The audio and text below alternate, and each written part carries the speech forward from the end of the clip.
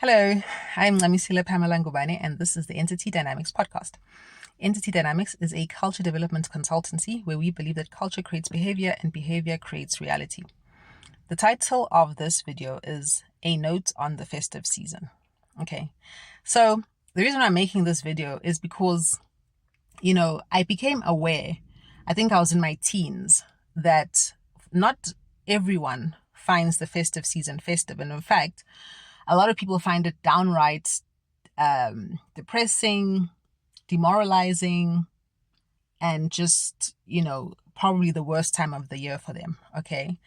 And recently I saw, today, I saw a study that talks about how suicide amongst men is the highest in December and January. So already I was feeling like, nah, man, I need to talk about this because I think this is a serious issue. And this study is from South Africa about the suicide rate amongst men.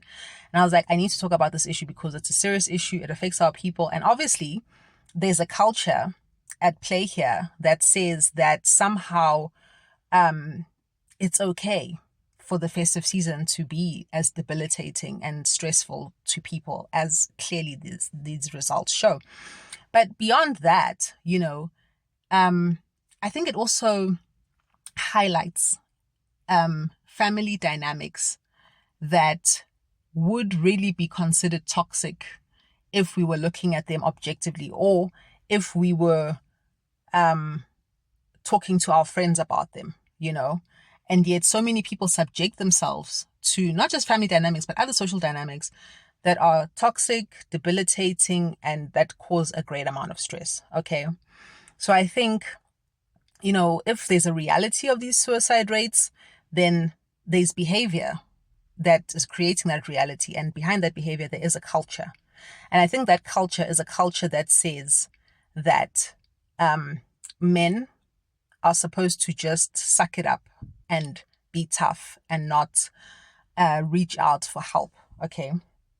But there's also another culture that says that it's perfectly reasonable for us as human beings to pretend that everything is okay when it's not. And it's okay for us as human beings to pretend to be happy with circumstances that leave us utterly depleted and stressed out, because apparently that's how it is. That's what it means to be a grown-up. That's what it means to be a human being. So I think these are very stressful times that are coming for a lot of people. A lot of people are going to be traveling. Here in South Africa, we know that from the 16th of December, Reconciliation Day, formerly the Day of the Vow, from the 16th of December to like the 2nd or 3rd of January, that's the festive season. It's the holiday season. People are off from work. Obviously, the schools are closed by then. Reports have come out for everyone. The grade 12s are waiting for their reports. And I just think that, we need to just take the time to really analyze if this is healthy, if this culture is healthy, this festive season culture, not just in South Africa, but around the world, if it's healthy. Okay.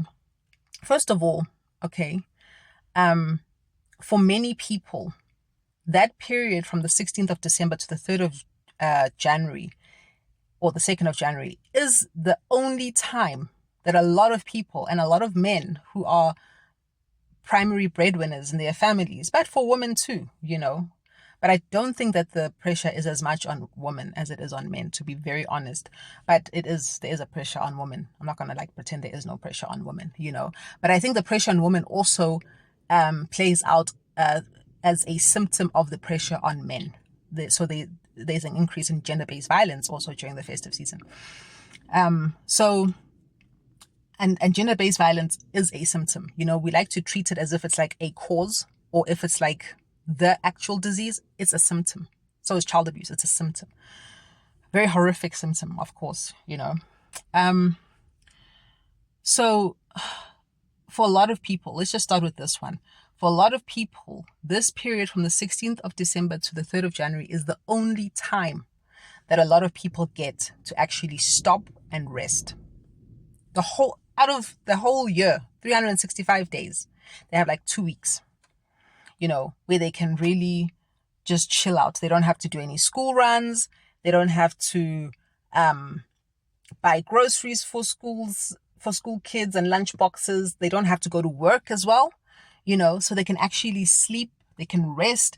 And also it's summer. It's not like in winter. Some people do get leave in winter, but you know how winter is in South Africa, unless you're like on the coast, the Indian Ocean coast, it's generally not the most pleasant time.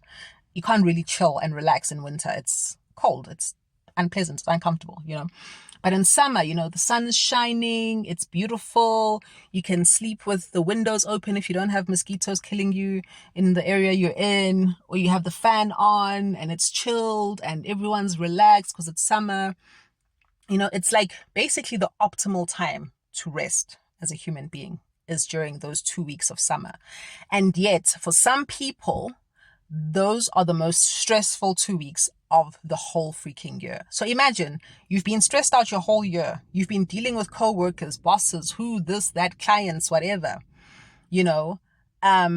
customers. And now, finally, you have a time to rest, reboot, rejuvenate, collect yourself, strengthen yourself spiritually, emotionally, physically as well by resting, sleeping, drinking lots of water, taking walks, going into nature, going to the beach, whatever. And yet that time is being spent traveling long distances, potentially getting into accidents, because we know how the accident rate goes up on the national roads. It's spent spending your hard-earned money on things that really, guys, do you need those things? It's spent also in socializing with people who, if you had a choice, you probably wouldn't socialize with. Let's just keep it real.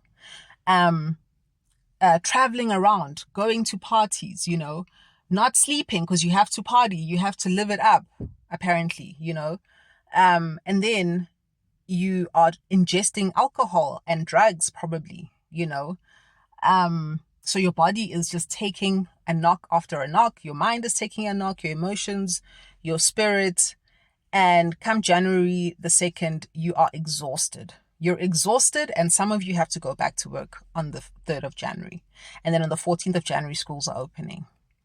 And now you've also spent all this money that you didn't have to spend. Let's be honest. There's a lot of money that gets spent that just does not have to be spent, in those 2 weeks.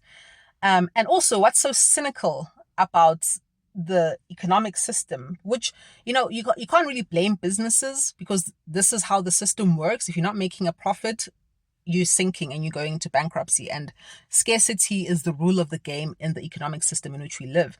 Manufacture scarcity, okay? So you have to push profits. And so what happens is people are so conditioned that you have to spend money for Christmas. You have to buy gifts. You have to take your kids' clothes shopping. You have to do this, that. Literally, and I've seen this before myself. I once went into a Woolworths on Boxing Day, the day after Christmas, and things were at 40, 50, and 75% off. It is so cynical. It is so sick, So I think we need to start having these conversations, guys. Maybe let's just be like those people who say, let's give presents on New Year's, because we know that after Christmas, everything is discounted. Then you can give presents for much cheaper. Or even like in the first 2 weeks of January, things are even cheaper then. That's when all the sales are happening. You'll have sales 75%. Some places 90% off because they just need to get rid of stock that wasn't sold over the Christmas rush and the Black Friday rush, So I think really we need to talk about what it means, to have a holiday, to have a vacation. And I think for the men, I was listening to an interview, a very short clip of an interview with Shaquille O'Neal. And the interviewer asked him, who takes care of Shaq? And he says, no one. I take care of myself. He's like, what do you mean? Like your wife, whatever? He's like, if my wife asks me how I am and I'm not feeling good and I'm not having a good day, I just tell her I'm okay. Because apparently in his mind, his wife is so fragile that she can't support him emotionally. That if she sees him not being okay and him admitting to not being okay, she feels like he thinks that she will absolutely crumble. Her day will be ruined because now she'll be in a frantic state of despair that her husband is not feeling okay. I mean, that is absolutely toxic. It sounds like he's being chivalrous. It sounds like he's taking care of his wife's needs over his, but he's not. Because if he drops down dead or if he commits suicide because he's so depressed, what happens to his wife and kids? So these are conversations that need to be had. And I'm going to carry on part 2.